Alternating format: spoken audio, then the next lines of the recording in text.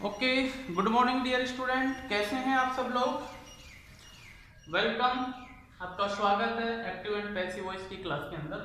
Active and passive voice, active and passive voice के rule हमने कल लिखे थे। एक्टिव एंड पैसिव वॉइस के रूल जो हैं वो हमें याद तो करने पड़ेंगे, बिना याद किए हमें कुछ नहीं आएगा समझ में, ठीक है। अब ये याद करने का जो तरीका फॉर्मूला है वो भी इस तरह से समझो कि डियर स्टूडेंट, जैसे कि हमारे कोई घर पे मेहमान आता है, कोई भी व्यक्ति आता है फैमिली में से, यदि किसी को जानता है, एक व्यक्ति को जानता है, तो उसके साथ ट्रीट ऐसे होगा कि भाई साहब किसको पूछ रहे हैं, अच्छा वो तो नहीं है, बस इतना ही चलेगा। अगर उस फैमिली में से 4-5 लोगों को जानता है, डेफिनेटली उसका वेलकम होता है। फैमिली के सभी लोगों को अच्छी तरह से जानता है तो डेफिनेटली आप जानते हो कि उसका वेलकम तो ढंग से होना ही है। ठीक same rule follow in the language, कोई सी भी लैंग्वेज हो, कुछ भी हो, आपको उसमें कितना आता है डेफिनेटली आपको वहां पर मदद मिलेगी। अब एक्टिव एंड पैसिव वॉइस के साथ भी यही है कि आप इसमें जानते कितना है, सेंटेंस जो भी है उस सेंटेंस के बारे में आपको नॉलेज कितनी है। अगर सेंटेंस के बारे में आपको कुछ भी नहीं आया तो आपको कितना भी अच्छा तरीके से पढ़ाए कुछ मतलब ही नहीं होगा। तो रूल एंड रेगुलेशन की तो बात है, but way rule and regulation तभी काम करते हैं जब हम उसको मेमोराइज करें, जाने समझे। तो रूल हमने लिखे थे कल, एक्टिव की टेंस चार्ट बनाया था। तो एक्टिव के अंदर तो टेंस के हमारे पूरे के पूरे 12 जो पार्ट है वो सब यूज होते हैं, लेकिन पैसिव वॉइस के अंदर 4 का पैसिव वॉइस नहीं बनता, सब का पैसिव वॉइस बनता है। तो ये तो बात हो गई पूरी रूल एंड रेगुलेशन की। टिट फॉर टैट का नियम भी इसमें हमने यूज कर लिया, जैसा कुछ ऐसा एक्टिव जैसा है, एक्टिव का वाक्य जैसा ही होगा वैसा ही पैसिव का वाक्य भी बनेगा, ठीक है। यहाँ कोई दिक्कत नहीं है। जैसे फिर एग्जांपल अपन लेते हैं एक्टिव एग्जांपल्स का मतलब, अब हम एक्सरसाइज पे सीधा चलते हैं। एक्टिव का फॉर्मेशन जो है वो ये होता है, सब्जेक्ट सब्जेक्ट वर्ब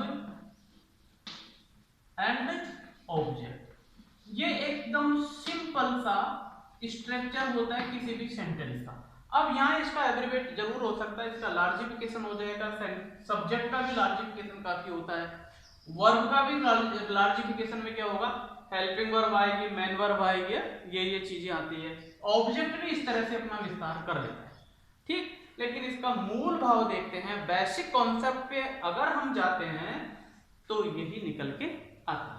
अब पैसिव वॉइस जब बनाते हैं, एक्टिव से पैसिव वॉइस, एक्टिव से पैसिव वॉइस बनाएंगे तो कैसे करेंगे हम, पैसिव वॉइस इसका स्ट्रक्चर इस तरह से होगा। According to the rule, object subject के स्थान पर यूज होता है, स्टार्टिंग में यहां आ जाएगा ऑब्जेक्ट, ये ऑब्जेक्ट आता है। ये नहीं कि ऑब्जेक्ट एज इट इज आ जाए, मतलब यहां जो भी ये है अगर इसका फॉर्म चेंजेबल है तो डेफिनेटली हम चेंज करेंगे, चेंजेबल नहीं है, चेंज नहीं होता है, एज इट इज आता है। चेंजेबल कौन सा होता है, चेंजेबल नहीं होता, उसके बारे में हम देखते हैं। वर्ब उतरती है किसके साथ में, हेल्पिंग वर्ब के साथ में। हेल्पिंग वर्ब कौन सी आएगी, जो टेंस दिया हुआ है उसी टेंस की हेल्पिंग वर्ब होती है। ऑब्जेक्ट हमारा यहां से चला गया, इसकी जगह बाय के साथ सब्जेक्ट का आना होता है, सब्जेक्ट, ओके। अब ये सब्जेक्ट और ऑब्जेक्ट ये दोनों हैं, इसके दो फॉर्म होते हैं, ठीक है। एक तो होता है नाउन, यही मैं बार बार आपको बता रहा हूं, दूसरा है हमारा प्रोनाउन, ठीक है। वैसे फॉर्म इसके 3 और हैं जो नॉन फिनिट में आती है, जिरंड है, पार्टिसिपल है, इंफिनिटिव है, वो है, लेकिन बेसिक फॉर्म हमारे सब्जेक्ट की नाउन एंड प्रोनाउन है। ठीक उसी तरह से बेसिक फॉर्म हमारे ऑब्जेक्ट के भी सेम है, नाउन एंड प्रोनाउन है। ये तो नाउन हो गया और ये प्रोनाउन, ओके। वर्ब की है तो वर्ब की भी हमारी दो होती है, मेन वर्ब और हेल्पिंग वर्ब। दोनों के देखिए मजे वाली बात, दोनों में बराबर है, main verb and helping verb. Sorry इधर कर लेते हैं इनको थोड़ा। कुछ एक सेंटेंस ऐसे हैं, कुछ एक सेंटेंस जिसमें हेल्पिंग वर्ब यूज नहीं होती, इनका सब में हेल्पिंग वर्ब यूज होती। कुछ एक के अंदर बार बार उसको हम रिपीट करेंगे तो शायद आपको याद हो जाएगा। प्रेजेंट इंडेफिनिट का अफर्मेटिव सेंटेंस उसमें हेल्पिंग वर्ब यूज नहीं होती, एंड पास्ट इंडेफिनिट का अफर्मेटिव सेंटेंस उसमें हेल्पिंग वर्ब का यूज नहीं करते। इनका जितने भी हमारे सेंटेंस होंगे उन सभी के अंदर हेल्पिंग वर्ब का यूज किया जाता है। ठीक है, तो हमारा एक पैसिव का स्ट्रक्चर हुआ। एग्जांपल अब हम देखते हैं। एग्जांपल्स में he learns English, ये हमारा एक एग्जांपल है एक्टिव एंड पैसिव इसका। अब हमें देखना क्या होता है, शुरू में स्टार्टिंग के अंदर हमें दो तीन चीजों के बारे में जानना जरूरी होता है। पहला तो देखते हैं क्या क्या जानना होता है। फर्स्ट तो हमें जाननी होती है सेंटेंस कौन सा है, सेंटेंस कौन सा है। सेकंड वर्ब के द्वारा जानेंगे हम टेंस कौन सा है। ठीक है, सेंटेंस कौन सा है, टेंस कौन सा है, और इसके बाद में हमारे सब्जेक्ट एंड ऑब्जेक्ट के बारे में जानकारी करनी होती है। ये तीन चीजों की नॉलेज हमें अच्छी तरह से होनी चाहिए, मिस्टेक होने का कोई चांस ही नहीं है। तो अब हम चलते हैं सेंटेंस। क्यों? क्योंकि टिट फॉर टैट का रूल यहाँ फॉलो होगा। जैसा एक्टिव का वाक्य है वैसा ही पैसिव का वाक्य बनेगा। अब एक्टिव का वाक्य देखें कौन सा है, ये अफर्मेटिव है कि नेगेटिव है, इंट्रोगेटिव है, इंपेरेटिव है, इंट्रोगेटिव नेगेटिव है, ऑब्जेक्टिव है, एक्सक्लेमेटरी सेंटेंस है, कौन सा है ये। तो उसके बारे में शुरू में हमने स्टार्टिंग में किया था कि affirmative sentence, negative sentence, interrogative sentence, किसी के बारे में आपको आना ही चाहिए। अगर किसी के बारे में भी वही ना एक थंब रूल जो है कि किसी को भी आप जानते हैं तो डेफिनेटली कुछ बात बन सकती है। अब हम कुछ भी नहीं आता है हमें तो बात नहीं बनेगी, आपको जानना जरूरी है। अब सेंटेंस की नॉलेज आपको है तो डेफिनेटली आपका काम बन जाएगा, या अफर्मेटिव है या नेगेटिव है। अब सेंटेंस की नॉलेज का भी फार्मूला बहुत आसान है, इजी होता है, बहुत आसान होता है। नॉट है इसका मतलब नेगेटिव है, नॉट नहीं है तो वो तो आपका डिलीट हो जाएगा उधर से कि नेगेटिव नहीं है और बाकी के सेंटेंस हो सकते हैं। क्वेश्चन मार्क है तो इंट्रोगेटिव सेंटेंस। यानी दो तीन चीजों की जो सिंपल से नॉलेज है वो आपको आनी चाहिए। इंट्रोगेटिव सेंटेंस का मतलब है क्वेश्चन सेंटेंस है, इंट्रोगेटिव सेंटेंस है, प्रश्नवाचक है, वो भी नहीं है और नॉट भी नहीं है तो समझ लो कि आपके पास में दो तीन सेंटेंस तो वहां से गायब हो गए। इंट्रोगेटिव आपकी लिस्ट में से हट जाएगा, नेगेटिव आपकी लिस्ट में से हट जाएगा, इंट्रोगेटिव नेगेटिव दोनों का मिक्सचर एक सेंटेंस हो रहा था वो भी हट जाएगा। तीन तो आपके वहां से गए, राइट। अब बचा कौन कौन सा, इंपेरेटिव, ऑब्जेक्टिव, एक्सक्लेमेटरी और अफर्मेटिव सेंटेंस। अब अफर्मेटिव सेंटेंस, एक्सक्लेमेटरी सेंटेंस, उसका भी फॉर्मूला है। अब किसी तरह से मैं ऊपर से मिटा देता हूं पहले और आपको इसके बारे में थोड़ी सी जानकारी इसके साथ साथ ही देंगे तो आपके लिए बहुत अच्छा हो जाएगा। हाँ, कौन कौन सी, अफर्मेटिव सेंटेंस था, ठीक, नेगेटिव सेंटेंस है, इंट्रोगेटिव सेंटेंस है, इंटरोगेटिव नेगेटिव सेंटेंस है, राइट। 1 2 3 4, ठीक, ये तो बेसिक हमारे सेंटेंस है। फिर इंपेरेटिव सेंटेंस है, फिर अभी सिंपल वे में लेते हैं एक्सक्लेमेटरी सेंटेंस है, फिर इंपेरेटिव सेंटेंस है, एक आता है हमारा ऑब्जेक्टिव सेंटेंस। ये क्रम अनुसार मैंने लिखे हैं और इनकी फीचर्स के द्वारा देखिए। इसकी तो पहचान हमारी नोट होती है, नो या नोट। इसकी पहचान हमारी ये होती है, इसकी पहचान नोट के साथ में क्वेश्चन मार्क होता है, ये जाने आप। इसकी पहचान हमारी ये होती है। इंपेरेटिव में सब्जेक्ट नहीं होता, ये वर्ब की फर्स्ट फॉर्म से शुरू होता है, ये ध्यान रखना। ऑब्जेक्टिव सेंटेंस के अंदर क्या होता है, एक तो ये होता है मेल, ये निशान। अफर्मेटिव में मैंने क्लियर रखा, इसमें कुछ नहीं होता, फुल स्टॉप होता लास्ट में। ये चारों पांचों की पहचान या इनके सिंबल्स यदि जिस सेंटेंस में नहीं है वो सेंटेंस हमारा अफर्मेटिव होता है। जैसे ये सेंटेंस है, ही लर्न्स इंग्लिश, यहां देखिए नोट भी नहीं है, क्वेश्चन मार्क भी नहीं है, एक्सक्लेमेशन मार्क्स भी नहीं है, मे भी नहीं है, लास्ट में फुल स्टॉप है। इसका मतलब ये सेंटेंस हमारा अफर्मेटिव सेंटेंस है। तो स्टूडेंट्स आपको इनके बारे में तो नॉलेज रखनी ही पड़ेगी। मैं बार फिर बोल रहा हूं कि आपको कुछ तो याद रखना ही पड़ेगा, तभी जाकर के हमारा काम बन पाएगा। अगर हम सीधे सीधे कि सर ऐसे समझा दो हमें ऐसे आ जाए, ऐसा नहीं आता है।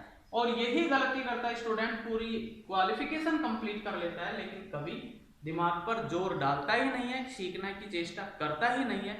डियर स्टूडेंट्स, क्वालिटेबल बनो, क्वांटिबल नहीं चाहिए। क्वांटिबल का हस्र क्या होता है आप देख रहे हो, नंबरों लिटरेसी बढ़ती जा रही है, क्वालिटेबल घटता जा रहा है, तो आपको याद रखना पड़ेगा। ओके, ये हमारा एक एग्जांपल था, तरीका था। अब ये सेंटेंस था हमारा कौन सा, ये वाला है, he learns English.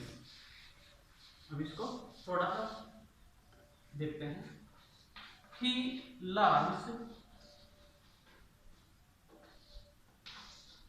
English. Okay, he learns English में सर्च आउट किया सब्जेक्ट, सर्च आउट किया वर्ब, सर्च आउट किया ऑब्जेक्ट, राइट। अब यहां देखते हैं विच इज सब्जेक्ट, कैटेगरी कौन सी है, नाउन की है या प्रोनाउन की, या आपको चूज करना है।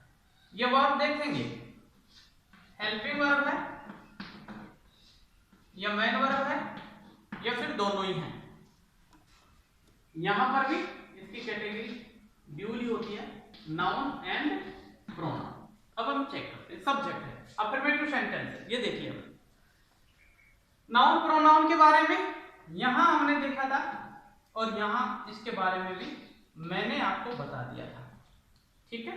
इसके बारे में भी हमने स्टडी करी हुई है, और नहीं आया तो मुझे बताना, फिर मैं बता दूंगा इसके बारे में, इसके बारे में, ठीक है। अब यहां तो थोड़ा एक क्लियर देख लेते थे पहले, सब्जेक्ट और ऑब्जेक्ट के दोनों की सिचुएशन सेम सी है। क्यों, सब्जेक्ट के भी दो फॉर्म है, नाउन एंड प्रोनाउन, ऑब्जेक्ट के भी दो फॉर्म है ना, नाउन एंड प्रोनाउन, दोनों बराबर है। अब यहां देखें दोनों सेम कंडीशन में, तो फिर it is very difficult to find out which is the subject and which is the object. How, ये बड़ी दिक्कत है, क्योंकि why, because the same form is found in the subject and in the object. How can we recognize this is the subject and this is the object? Which is problem, but it is very clear. कैसे देखते हैं, noun के बारे में हम देखते हैं। Noun की पहचान मैंने बताया, ज्यादा जाने की जरूरत नहीं है, आपको आता है बहुत अच्छी बात है, बहुत अच्छी बात है, नहीं आता तो इसको बड़ा सिंपल तरीके से फाइंड आउट करते हैं। पहला, कैपिटल लेटर, अगर किसी वर्ड का स्टार्टिंग लेटर कैपिटल है इट मींस नाउन है, या फिर क्या होना चाहिए, आर्टिकल होना चाहिए, ए एंड बी से स्टार्ट है। कोई वर्ड दोनों में से कोई से भी एक चीज उसके पास में है, आप डेफिनेटली क्या बताएंगे, नाउन बताएंगे। सेम पोजीशन इसकी भी यही है, capital letter, okay, and A N and D, same position है दोनों की, राइट। यहां पर भी फिर दोनों की सेम पोजीशन है, तो वहां दिक्कत तो होती है कि ऑब्जेक्ट कौन सा है, सब्जेक्ट कौन सा है, दोनों का सेम है। जैसे फॉर एग्जांपल ये नाम है राम, सिंपल सा, ठीक। अब ये सब्जेक्ट है या ऑब्जेक्ट, कैसे सर्च आउट करेंगे। अब इसके लिए सर्च आउट फाइंड आउट करने का तरीका ये वर्ब है हमारा फाइंड आउट करने का तरीका। ये भी राम है, ये भी राम। नाउन है, क्यों है? First letter is capital. कौन सा नाउन है बाद में जानेंगे, पहले पहचाने कि नाउन है या नहीं है। कौन सा है उसके ऊपर अलग से चैप्टर होगा नाउन का। कैपिटल लेटर है, नाउन है। सब्जेक्ट कौन सा है, ये है कि वो है, कैसे फाइंड आउट करेंगे? वर्ब बीच में है हमारे। अगर वर्ब से पहले इस पोजीशन का कोई वर्ड है इट मींस सब्जेक्ट, और यदि वर्ब के बाद में इस पोजीशन का कोई वर्ड है इट मींस ऑब्जेक्ट। क्लियर? ये सिंपल वे है to find out the subject and object in the situation of noun. Okay, तो इस तरह से हम इसको पहचानें। तो ये तो नाउन की पोजीशन हुई, मैं इसको मिटा देता हूं नाउन को। तो नाउन समझा। प्रोनाउन में बिल्कुल क्लियर है, इनके सब्जेक्ट फॉर्म अलग है। यू, ये जो प्रोनाउन चार्ट हमने एक बार लिखा भी था वो बाद में और कर लेंगे। सी, ये इसके प्रोनाउन के सब्जेक्ट फॉर्म अलग है, ऑब्जेक्ट फॉर्म बिल्कुल डिफर है। यहां पर आपको मेहनत करनी है। अस, यू का यू रहता है, देन, हिम और हर, इट। तो इस केस के अंदर नाउन से प्रोनाउन बिल्कुल भिन्न है। आसानी से हम रिकॉग्नाइज कर लेंगे विच is the subject of the pronoun and which is the object of the pronoun. Okay, तो ये सब्जेक्ट एंड ऑब्जेक्ट का मैटर हमारा क्लियर हुआ।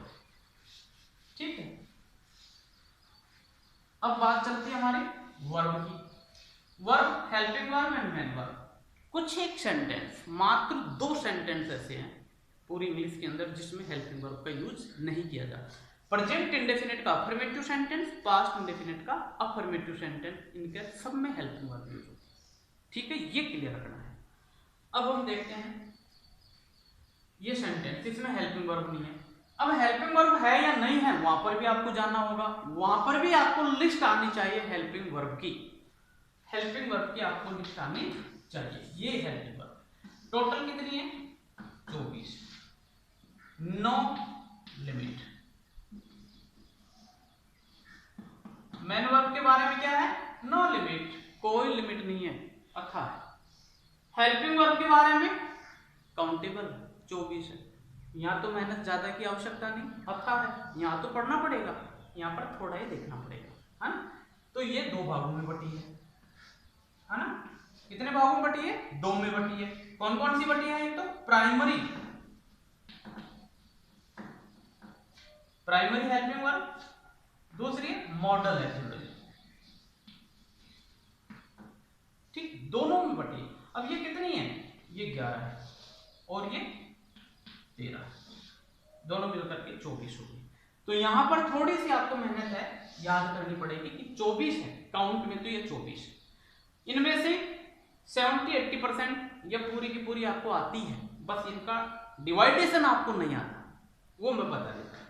प्राइमरी वर्ब को 3 भागों में बांटा है। फर्स्ट या ए श्रेणी, बी श्रेणी और सी श्रेणी। ए में 5 आती है, देखिए, do, sorry, be form, have form और डू फॉर्म, ये इनकी 3 श्रेणी। 5 आती is, am, are, was and were, ये आपको आती है। पता नहीं है कौन सी थी, लेकिन कभी आप क्लियर हो जाएगी। इसमें 3 आती है, हैज, हैव एंड है, और इसके अंदर 3 आती है, डू, डज एंड डिड। इस तरह से इनका डिवाइडेशन है। तो ऐसे करके ये 11 हो गए। मॉडल्स में कौन सी होती है? Can, could. ठीक है, ये आपको याद हो गया, पता लग गया कि कौन सा।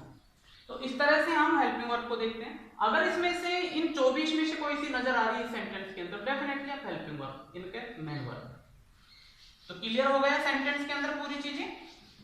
कौन सा मेन वर्ब, कौन सा इसमें सब्जेक्ट है, कौन सी हेल्पिंग वर्ब है, नहीं है, पता लग गया ना, ये सब्जेक्ट है, ये वर्ब है, ये ठीक। दो टेंस ऐसे हैं, दो सेंटेंस टेंस के जिसमें हेल्पिंग वर्ब नहीं है, प्रेजेंट इंडेफिनिट का अफर्मेटिव, पास्ट इंडेफिनिट का अफर्मेटिव, बस। अब यहां देखना है कि प्रेजेंट इंडेफिनिट का ये है या फिर पास्ट इंडेफिनिट का है। प्रेजेंट इंडेफिनिट की पहचान है कि वर्ब के पीछे एस जुड़ा होता है, वो प्रेजेंट इंडेफिनिट है। पास्ट इंडेफिनिट में एस नहीं होता, सेकंड फॉर्म होती है, तो वहां पर मेन वर्ब के अंदर घुसना पड़ेगा, वो याद रखनी होगी। तो यहाँ पर ये प्रेजेंट इंडेफिनिट का अफर्मेटिव सेंटेंस, ये क्लियर हो गया। प्रेजेंट इंडेफिनिट का अफर्मेटिव सेंटेंस, तो पैसिव भी प्रेजेंट इंडेफिनिट के अफर्मेटिव का ही अफर्मेटिव है, ठीक है। वो टेंस चार्ट हमने लिखा था, तो ऑब्जेक्ट इधर आएगा इंग्लिश, क्यों था कि ये नाउन है, कैपिटल लेटर से शुरू है, तो नाउन के फॉर्म में कोई चेंज नहीं करते, एज इट इज यूज होती है, इंग्लिश आ गया। एस लगा हुआ है, प्रेजेंट इंडेफिनिट का अफर्मेटिव है, तो उसके अंदर इजएमआर की हेल्पिंग वर्ब लगती है, आगे के फॉर्म की हेल्पिंग वर्ब लगती है। तो इसमें according to the subject situation, singular के साथ सिंगुलर, प्लूरल के साथ प्लूरल, सिंगुलर के साथ में इज लग जाएगा, इसकी थर्ड फॉर्म आ जाती है लर्न।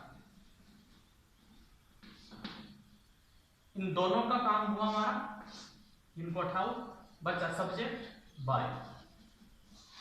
नाउन नहीं है ये, क्यों नहीं है, क्योंकि ये प्रोनाउन का चार्ट हमने देखा तो उसके अंदर है, तो ये प्रोनाउन का सब्जेक्ट है, तो इसका ऑब्जेक्ट होता है हिम। इस तरह से हमारे एक्टिव से पैसिव वॉइस बनाने का कार्यक्रम होता है। और फर्स्ट स्टेप के अंदर अगर आपने ढंग से इनको देख लिया, समझ लिया, कभी भी भूलेंगे नहीं, थोड़ी सी मेहनत की जरूरत है। 10-5 आपने जैसे इसके एग्जांपल्स किए, डेफिनेटली आपको ये लर्न आउट हो जाते हैं। ओके, तो इतना हमने इसको किया, देखते हैं फिर और थोड़ा और एग्जांपल्स के साथ में इसको फिर देखते हैं, ठीक है। तो इसका इंग्लिश बनाया हमने, पैसिव वॉइस बनाया, sorry English is learned by him, ये हो गया। Next, Raj does not play A game, ये हमारा एक सेकंड सेंटेंस होगा। पैसिव वॉइस बनाएंगे, सबसे पहले सेंटेंस की क्वालिटी देखेंगे, कौन सा है, नोट आ रहा है, नेगेटिव सेंटेंस है, क्वेश्चन मार्क नहीं है, नहीं है, ठीक है। तो इस तरह से हमें फाइंड आउट करना है। सब्जेक्ट ऑब्जेक्ट कौन से हैं, एस हो गया, नोट नोट है, ये वर्ब का पैटर्न, ये हमारा ऑब्जेक्ट होता है, तो ऑब्जेक्ट को इधर ले लेंगे, कैपिटल लेटर ए आ जाएगा।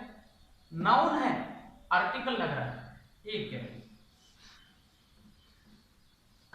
ये हट जाएगा, इज, नॉट की जगह not, third form player, by, noun में कोई चेंज नहीं, राज। इस तरह से हमारा ये एक्टिव से पैसिव वॉइस बनाने का कार्यक्रम बिल्कुल आसान है। ओके, नेक्स्ट एग्जांपल्स में फिर हम देखेंगे और आगे के कौन कौन से सेंटेंस से कैसे उनको किया जाता है, फिर आगे नेक्स्ट वीडियो में देखेंगे। Okay, thank you.